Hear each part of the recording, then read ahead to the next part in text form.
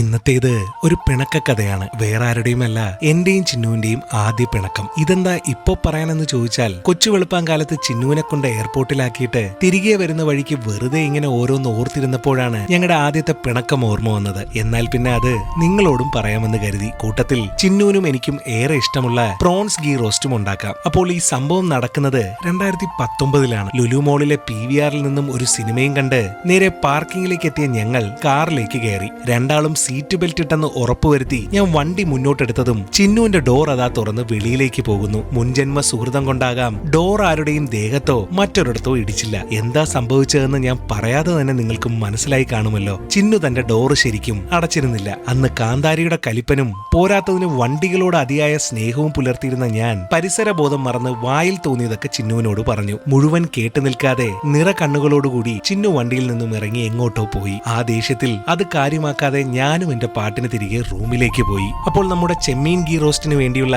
വൃത്തിയാക്കി വെച്ചിരിക്കുന്ന 1/2 കിലോ ചെമ്മീനിലേക്ക് മഞ്ഞൾപ്പൊടി, മുളകുപൊടി, ആവശ്യത്തിന് ഉപ്പ് എന്നിവ ചേർത്ത് നല്ലോണം മാരിനേറ്റ് ചെയ്ത് മാറ്റിവെക്കാം. കൂടെ ഒരു 8ഓളം വറ്റൽമുളക് ഞെട്ട് കളഞ്ഞ് 1/2 ഗ്ലാസ് വെള്ളത്തിൽ കുതിർക്കാനും വയ്ക്കാം. എന്നിട്ട് പാനിലേക്ക് മുഴുവൻ മല്ലി, കുരുമുളക്, വെളുത്തുള്ളി, അണ്ടിപ്പരിപ്പ്, ലേശം ഉലുവ എന്നിവ ചേർത്ത് ഒന്ന് മൂപ്പിച്ചെടുക്കാം. അങ്ങനെ റൂമിലെത്തി അല്പം കഴിഞ്ഞതും ചിന്നു തിരികെ വീട്ടിലെത്തി കാണുമോ എന്ന ടെൻഷൻ തുടങ്ങി. ആദ്യമൊന്നും മടിച്ചെങ്കിലും രണ്ടും കൽപ്പിച്ചൊന്ന് മെസ്സേജ് അയച്ചു നോക്കാമെന്ന് കരുതി വാട്സപ്പ് തുറന്നപ്പോൾ അതാ ചിന്നുവിന്റെ പ്രൊഫൈൽ പിക്ചർ കാണാനില്ല. ഒട്ടും ചിന്തിക്കേണ്ടി വന്നില്ല. കക്ഷി എന്നെ ബ്ലോക്ക് ചെയ്താണെന്ന് മനസ്സിലായി. ആഹാ, അങ്ങനെ വിട്ടാ പറ്റില്ലല്ലോ എന്നും മനസ്സിൽ പറഞ്ഞുകൊണ്ട് കോള് ചെയ്യാൻ നോക്കുമ്പോ അതാ അവിടെയും എനിക്ക് വിലക്ക് കൽപ്പിച്ചിരിക്കുന്നു. ഇനി നമുക്കൊരു പാനിലേക്ക് എണ്ണ ഒഴിച്ചു കൊടുത്തിട്ട് ചെമ്മീനെ ഒന്ന് വറക്കാം. അങ്ങനെ വാട്സപ്പും കോളും ബ്ലോക്കായ സ്ഥിതിക്ക് കാമുകന്മാരുടെ ബ്രഹ്മാസ്ത്രമായ ഗൂഗിൾ പേയിൽ മെസ്സേജ് അയക്കാമെന്ന് കരുതി ഒരു ഹായ് അയച്ചപ്പോൾ അതാ വരുന്നു സിനിമ കാണാൻ പോയതിന്റെ ഷെയർ എന്നും പറഞ്ഞ് ഒരു 200 രൂപ. കൂടെ അവിടെയും കിട്ടി ഒരു ബ്ലോക്ക്. അപ്പോൾ നമ്മുടെ ചെമ്മീൻ ഫ്രൈ ആയി വന്നിട്ടുണ്ട്. പാനിൽ നിന്നും ചെമ്മീൻ എടുത്തു മാറ്റിയിട്ട്